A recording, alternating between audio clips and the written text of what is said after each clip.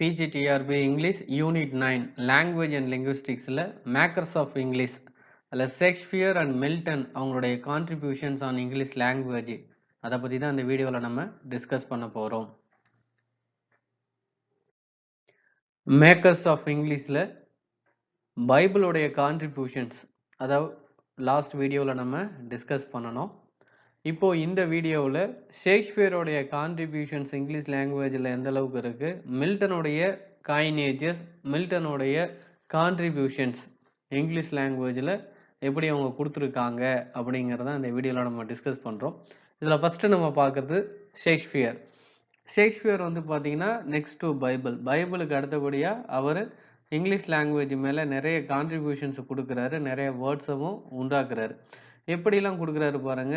அந்த பம்புங்கிற word, கேஸ்டிகேட்டு, gloomy, auspicious, critic, இன்காரடைன், இந்த words எல்லாம் ரொம்ப முக்கியம். இதெல்லாம் தான் இவருடைய காயினேஜஸ், இவர் ஷேக்ஸ்பியர் கொடுத்த வேர்ட்ஸ் தான். இப்போ இந்த ஆஸ்பீஷியஸ் அப்படிலாம் இந்த என்ன சொல்றது, ஆஸ்பீஷியஸ் அக்கேஷன்ஸ் அப்படின்னு சொல்லுவோம், சுப முகூர்த்தம் அப்படிலாம் நம்ம சொல்றோம் இல்லைங்களா. அது கிரிட்டிக்குங்கிற வேர்டுமே ஆக்சுவலாக யார் கொடுத்தது அப்படின்னா ஷேக்ஸ்பியர் கொடுத்தது தான். ஸோ இந்த மாதிரி வேர்ட்ஸ் எல்லாம் இங்கிலீஷ் லாங்குவேஜுக்கு இன்ட்ரடியூஸ் பண்ணவர் ஷேக்ஸ்பியர். அவருடைய கான்ட்ரிபியூஷன்ஸ் அதிகம்னே சொல்லலாம். அது மட்டும் இல்லாமல் காம்பவுண்ட் வேர்ட்ஸ் கொடுத்துருக்காரு. அந்த காம்பவுண்ட் வேர்ட்ஸ் வந்து பார்த்தீங்கன்னா ப்ரிஃபிக்ஸ் சஃபிக்ஸ், அந்த என்எம், இஎன்இஎம், இது ஆக்சுவலாக ஃப்ரெஞ்சு ப்ரிஃபிக்ஸு. இது வந்து நவுன்ஸ் கூட அட்ஜெக்டிவ்ஸ் கூட வர மாதிரி ஒரு கொடுத்துருப்பார் நமக்கு. இப்போ ஆக்ட், ஏசிடி, ஆக்ட்னா நடின்னு அர்த்தம், அதான் எனாக்டிங். ஸோ இந்த எனாக்டுங்கிற வேர்டு, எம்பாட்டில், எம்பைடு. எம்பாட்டில் அப்படின்னா ப்ரிப்பேர் ஃபார் பேட்டில்னு அர்த்தம், சண்டைக்கு அதை யுத்தத்துக்கு தயாராகிறது, அதான் வந்து எம்பாட்டில். அடுத்து எம்பைடு, எம்பைடுனா டு ட்ராப் பண்ணுறது. அடுத்து எம்பாய்சன், என்சாஸ்டு. இந்த என்சாஸ்டுங்கிறது ஆர்னமெண்ட்ஸ், ஆர்னமெண்ட்ஸ்லாம் அந்த கல்லுலாம் அப்படி பதிப்பாங்க இல்லையா, அதான் என்சாஸ்ட். என்டீடு, என்கர்ட்னா பார்ட்டிசிபேஷன், ஈடுபாடுன்னு அர்த்தம். என்கைண்டில், இந்த மாதிரி வேர்ட்ஸ் எல்லாமே ஷேக்ஸ்பியரை நமக்கு கொடுத்தாரு. அது மட்டும் இல்லாமல் compound words like adding adjectives மாதிரி கொடுத்தாரு. இந்த டேரிங், ஹார்டி, ஹாப்பி, வேலியன், இந்த மாதிரி கொடுத்ததும் நமக்கு ஷேக்ஸ்பியர் தான். அதே மாதிரி அட்ஜெக்டிவ்ஸ் வந்து வேர்ப்ஸா யூஸ் பண்ணதும் ஷேக்ஸ்பியர் தான். ஹாப்பி, சேஃப், சைல்டு, ஃபாதர், இந்த வேர்ட்ஸ் எல்லாமே வந்து பார்த்தீங்கன்னா வேர்ப்ஸாகவும் நம்ம பயன்படுத்தி இருப்பார். அதே மாதிரி ப்ரிஃபிக்ஸ் அன், யூஎன், அதை வச்சு நமக்கு காம்பவுண்ட் வேர்ட்ஸை கொடுத்தது ஷேக்ஸ்பியர் தான். அன்அவாய்டட், அன்வேல்யூட், அன்பிளஸ்டு, அன்படி, அன்சார்ஜ், அன்எக்ஸ்பிரசிவ், அன்ஃபேதர்ட், அன்ஃபாலோட், அன்ஹேர், அன்கிஸ், இந்த வேர்ட்ஸ் எல்லாம் கொடுத்தது நமக்கு ஷேக்ஸ்பியர் தான். ஸோ அது மட்டும் இல்லாமல் மெரி வைஃப்ஸ் ஆஃப் வின்சாருங்கிற ஒர்க்கில் வாட் த டிக்கன்ஸ் அப்படின்னு ஒரு ஃப்ரேஸை கொடுத்துருப்பாரு. அந்த டிக்கன்ஸுக்கு என்ன மீனிங் அப்படின்னா ஏ மிஷீஃப் பாய் அப்படின்னு அர்த்தம். அதே மாதிரி இன்னும் 2 ஃப்ரேசஸ்லாம் யூஸ் பண்ணியிருப்பாரு. பாஸ்ட் ஃப்ரேயிங் ஃபார் அப்படின்னு ஹென்ரி 4th ஃப்ரேசஸ் யூஸ் பண்ணியிருப்பார். அந்த பாஸ்ட் ப்ரேயிங் ஃபார் அதுக்கு என்ன மீனிங் அப்படின்னா something is beyond hope or cannot be corrected அப்படின்னு அர்த்தம். சில விஷயம் நம்மளுடைய நம்பிக்கைக்கு அப்பாற்பட்டு உள்ளது, சில விஷயத்தை நம்மளால சரி பண்ண முடியாது அப்படின்னு நம்ம சொல்றோம் இல்லைங்களா. ஸோ அதுதான் பாஸ்ட் ப்ரேயிங் ஃபார் அப்படிங்கிற ஃப்ரேஸ். இந்த ஃப்ரேஸ் அவர் எங்கே யூஸ் பண்ணியிருக்காருன்னா ஹென்ரி 4th யூஸ் பண்ணியிருப்பார். அதே மாதிரி 12th நைட்டில் ஒரு ஃப்ரேஸை யூஸ் பண்ணியிருப்பார். பேஷன்ஸ் ஆன் அ மானுமெண்ட் அப்படின்னு யூஸ் பண்ணியிருப்பார். பேஷன்ஸ் ஆன் அ மானுமெண்ட் அப்படின்னா என்ன மீனிங் அப்படின்னா to describe someone who is sad but still smiling. ஒருத்தன் பார்க்கறதுக்கு ரொம்ப சோகமாக இருப்பான், அவன் சோகமாகவே இருப்பான், ஆனாலும் அவன் ஸ்மைலிங்கோட இருப்பான், ஒரு புன்னகையோட அவனுக்குள்ள ஒரு சோகம் இருக்கும். அதில் அந்த 12th நைட்டில் வயோலா வந்து அப்படி இருந்தா. ஸோ அதை தான் பேஷன்ஸ் ஆன் அ மானுமெண்ட் அப்படின்னு அர்த்தம். ஸோ இந்த மாதிரி நிறைய வெக்காபுலரிஸ், வேர்ட்ஸு, ஃப்ரேசஸ் வந்து நமக்கு ஷேக்ஸ்பியர் வந்து காயினேஜஸ் கொடுத்துருக்கு. காயினேஜஸ்னால் உருவாக்கியிருக்காரு. ஸோ இங்கிலீஷ் லாங்குவேஜ் மேலே அவருக்கு உண்டான தாக்கம். ஷேக்ஸ்பியருடைய ஃப்ரேசஸ் இங்கே ஒரு லிஸ்ட் அவுட் பண்ணியிருக்கோம். டு த மேனர் பார்ன் அப்படின்னு ஹேம்லெட்டில் யூஸ் பண்ணியிருப்பாரு. hoist with his own battered அப்படின்னு ஒரு வேர்டு கொடுத்திருப்பாரு. இதுக்கு என்ன அர்த்தம்னா blown up by his own bomb அப்படின்னு அர்த்தம். blown up by his own bomb அப்படின்னு அர்த்தம். இன்னொன்று வந்து பார்த்தீங்கன்னா caviar to the general அப்படின்னு அர்த்தம். அதாவது இதுக்கு என்ன மீனிங் அப்படின்னா சம்திங் ஆஃப் ஹை குவாலிட்டின்னு அர்த்தம். இந்த ஜென்ரலுக்கு என்ன ஆக்சுவலாக மீனிங் அப்படின்னா மல்டிடியூடுன்னு அர்த்தம். மல்டிடியூட் அப்படின்னா பீப்புள் அப்படின்னு அர்த்தம்.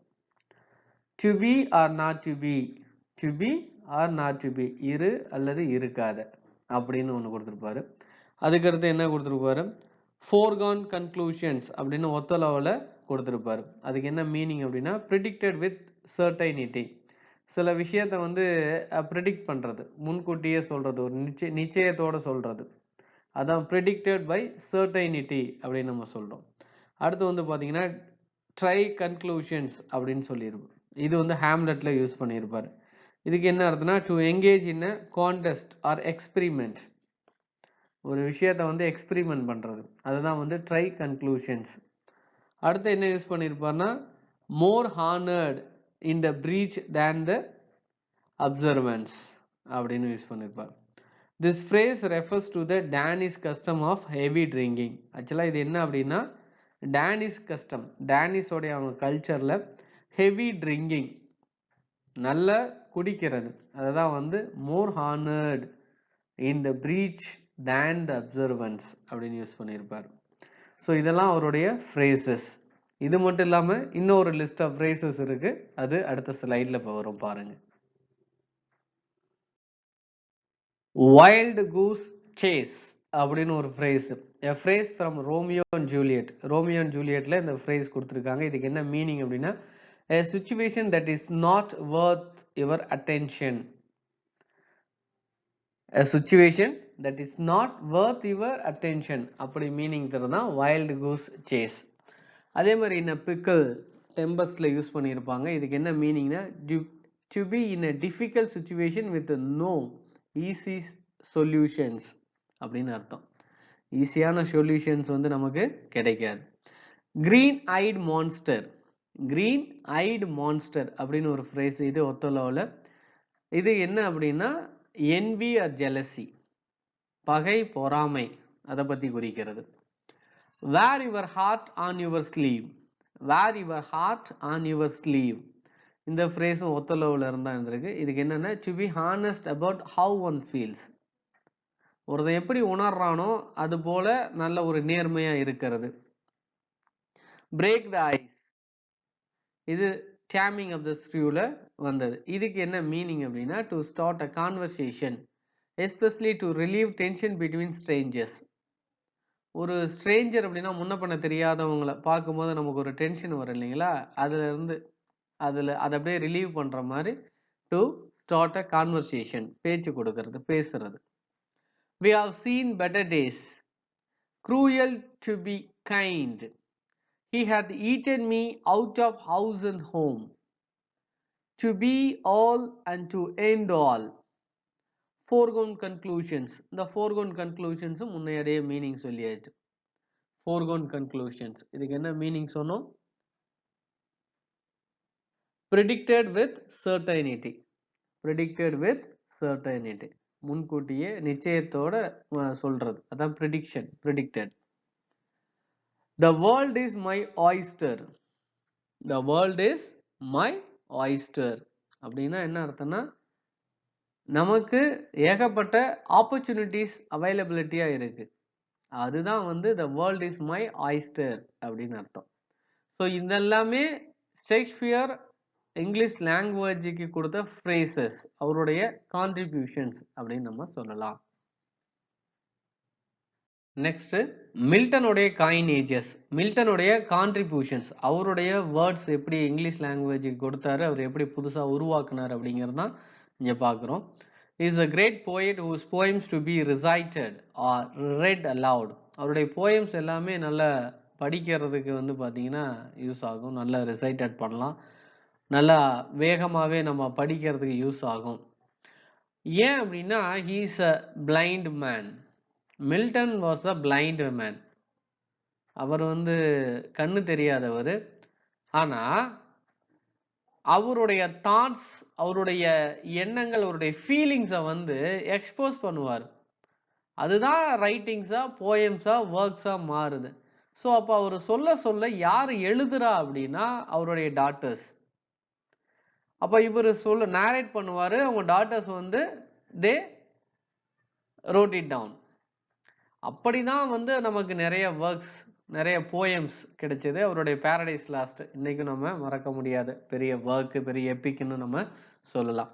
அது மட்டும் இல்லாம அவரு he was interested in spelling. Spelling அவரு அதாவது ஸ்ட்ரெஸ்டு சிலபல், அன்ஸ்ட்ரெஸ்டு சிலபல் கொடுக்கறதுல அவரு கெட்டிக்காரர்னே சொல்லலாம். இப்ப he, he, she, che, me, me இதுதான் ஆக்சுவலா ஸ்பெல்லிங்.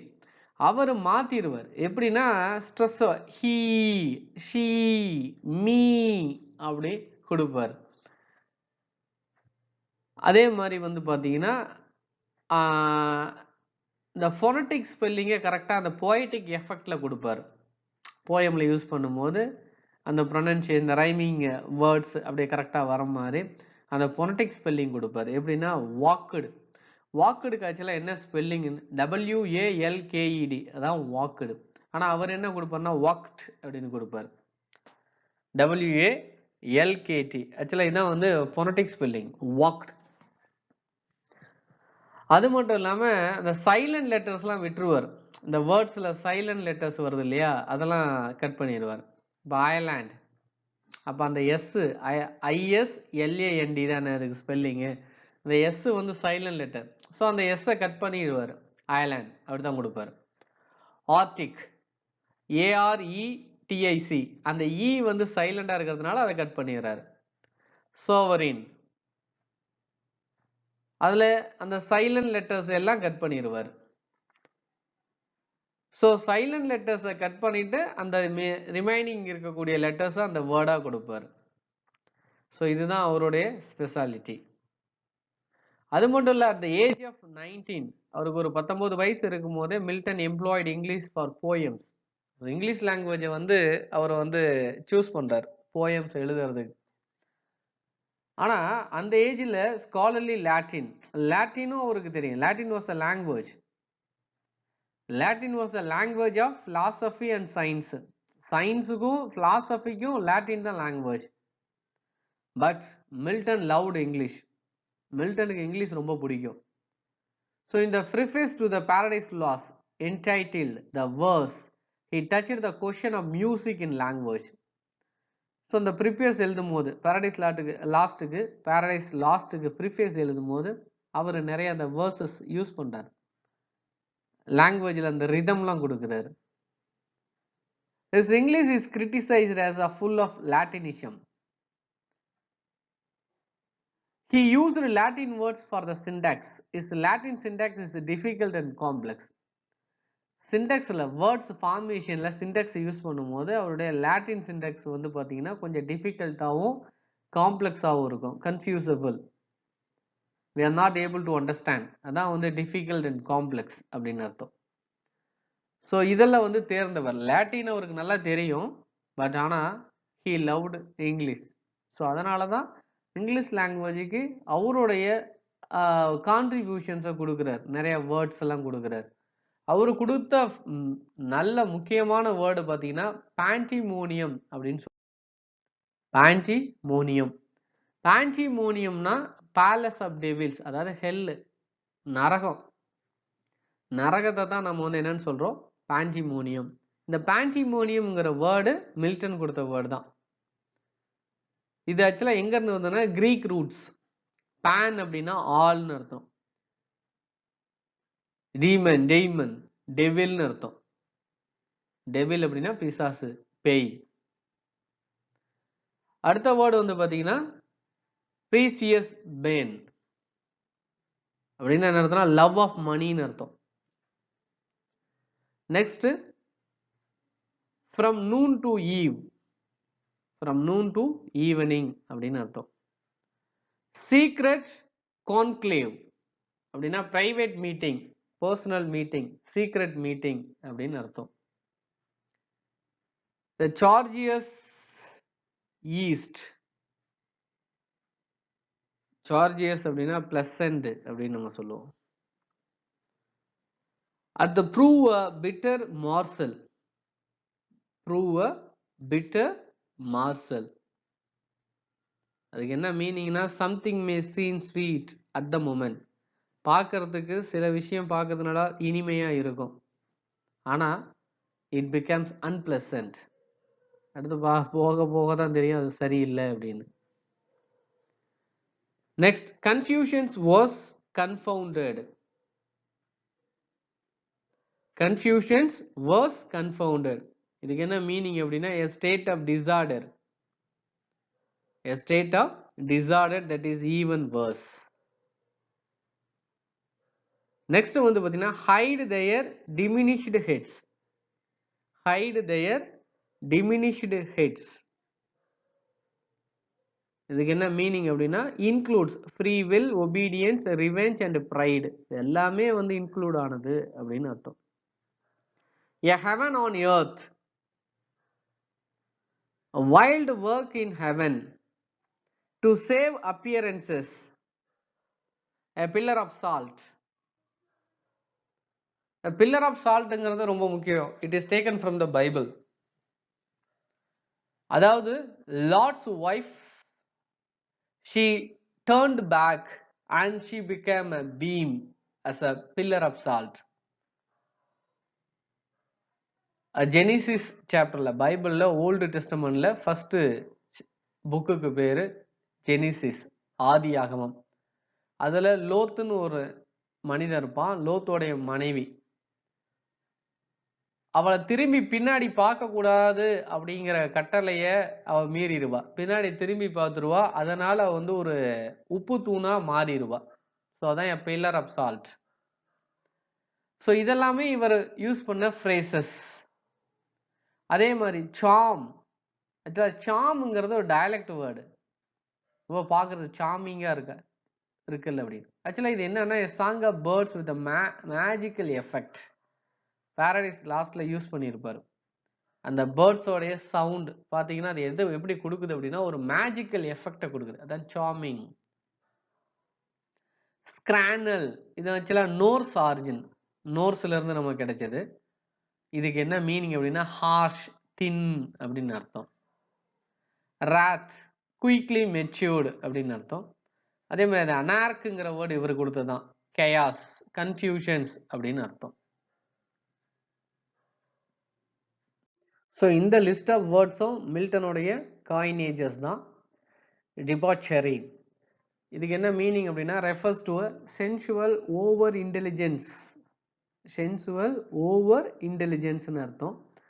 அடுத்து எர்த் ஷேக்கிங், இந்த வேர்டும் இவர் கொடுத்தது தான். ஃப்ராக்ரன்ஸ், ரொம்ப முக்கியம். ஃப்ராக்ரன்ஸ் அப்படின்னா சென்ட், ஸ்மெல்லு, நறுமணம் நம்ம சொல்றோம் இல்லைங்களா, தான் ஃப்ராக்ரன்ஸ். இந்த வேர்டு அவர் கொடுத்தது தான்.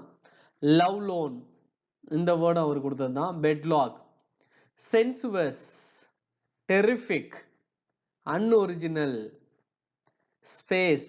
ஸ்பேஸுங்கிற வேர்டு ரொம்ப முக்கியம். இன்னைக்கெல்லாம் நம்ம ஸ்பேஸை பற்றி நிறைய பேசுகிறோம். ஸ்பேஸில் வந்து நிறைய ரிசர்ச் பண்ணுறாங்க, அவுட்டர் ஸ்பேஸ்ன்னு சொல்கிறோம். ஸோ இந்த ஸ்பேஸுங்கிற வேர்டை ஃபஸ்ட்டு கொடுத்தது மில்டன் தான். அதே மாதிரி அவரோட phrases, every cloud has a silver lining. Every cloud has a silver lining. இது ஆக்சுவலாக ஒரு ப்ராவர்பாவும் நம்ம பயன்படுத்திக்கிட்டு இருக்கோம். Tomorrow to fresh woods and pastures new, இது லிசிடாஸ்ங்கிற எலஜியில் கிடைச்ச வேர்டு. அதே மாதிரி டார்க்னஸ் விசிபிள், இந்த ஃப்ரேஸும் இவர் கொடுத்தது தான். ஆக்சுவலாக அந்த ஃப்ரேஸை வந்து ஒரு நாவலுடைய டைட்டிலாகவே வச்சிருக்காரு வில்லியம் கோல்டிங்கிற ரைட்டர். ஸோ இந்த மாதிரி மில்டனுடைய காயினேஜஸ், ஷேக்ஸ்பியருடைய காயினேஜஸ் தான் இந்த வீடியோவில் நம்ம டிஸ்கஸ் பண்ணணும். இவங்க ரெண்டு பேருமே இங்கிலீஷ் லாங்குவேஜுக்கு ஒரு முக்கியமான ரோல்னு சொல்லலாம். அதாவது பைபிளுக்கு அடுத்தபடியாக இவங்களுடைய கான்ட்ரிபியூஷன்ஸ் வந்து அதிகம். ஸோ இந்த வீடியோவில் மேக்கர்ஸ் ஆஃப் இங்கிலீஷ் அந்த டைட்டிலில் பைபிளுக்கு அடுத்து ஷேக்ஸ்பியருடைய காயினேஜஸ், மில்டனுடைய காயினேஜஸ் பற்றி தான் இந்த வீடியோவில் நம்ம டிஸ்கஸ் பண்ணணும். தொடர்ந்து கவனிங்க, யூஸ்ஃபுல்லாக இருக்கும். தேங்க்யூ ஃபார் வாட்சிங்.